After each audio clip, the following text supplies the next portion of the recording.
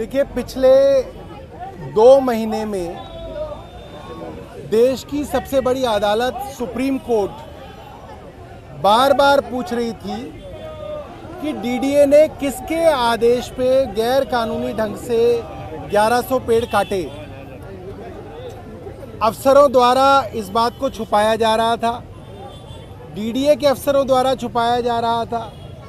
दिल्ली के बड़े बड़े अफसर, चाहे वो चीफ सेक्रेटरी नरेश कुमार हो, पीडब्ल्यूडी सेक्रेटरी अनबरासू हो, एनवायरनमेंट के प्रिंसिपल सेक्रेटरी एके सिंह हो, डिविजनल कमिश्नर अश्विनी कुमार हो, तमाम बड़े बड़े अफसर एलजी साहब के साथ 3 फरवरी को उस जगह दौरे पे थे।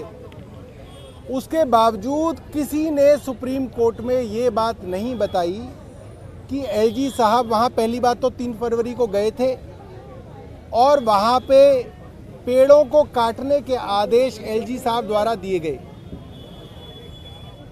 अब सुप्रीम कोर्ट के सामने ये बात साफ हो गई है कि आदेश एलजी साहब ने दिए और ये बात डीडीए की 2 ईमेल्स के द्वारा ये बात साफ हो गई है।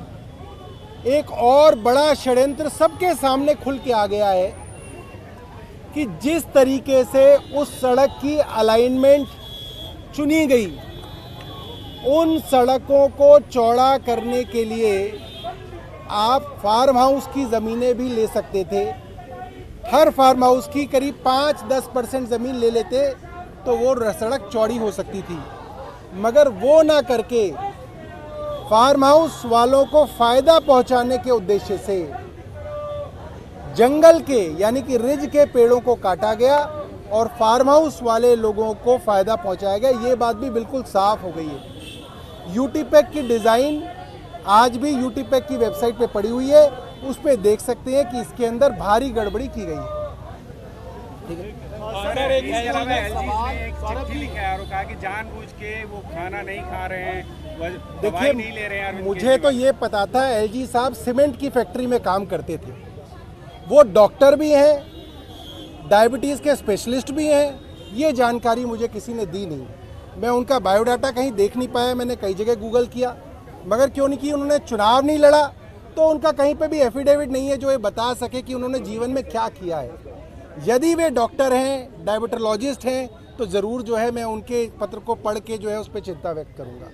एक कावड़ का इशू है जो नाम बदलने का है, आरएलडी के बाद अब चिराग पासवान भी ये कह रहे हैं कि इस तरह का। देखिए, आरएलडी तीनों ने हमारे समाज में कई कुरीतियाँ रही, उनमें से एक सबसे बड़ी कुरीति ये रही कि दलित समाज से आने वाले हमारे भाइयों के घरों पे लोग खाना नहीं खाते थे।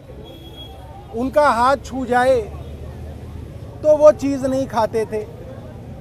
आज अगर फल बेचने वाले, सब्जी बेचने वाले, ज़्यादातर भाई हमारे दलित समाज से आते हैं, अब वो लिखेगा कि मेरा नाम फलां फलां है, फलां फलां है, मैं नाम नहीं लेना चाहता क्योंकि वो भी गलत है, तो उससे उसकी जाति पता चलती है और आप जाति के आधार पे उसका शोषण होने के लिए एक ज़मीन तैयार कर रहे हैं।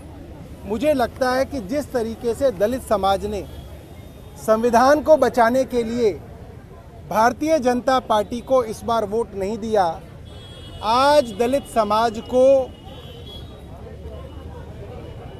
अनएम्प्लॉयड और बेरोजगार करने की एक बड़ी साजिश की जा रही है ताकि हमारा दलित समाज बेरोजगार हो जाए और इन लोगों के आगे घुटने टेक दे।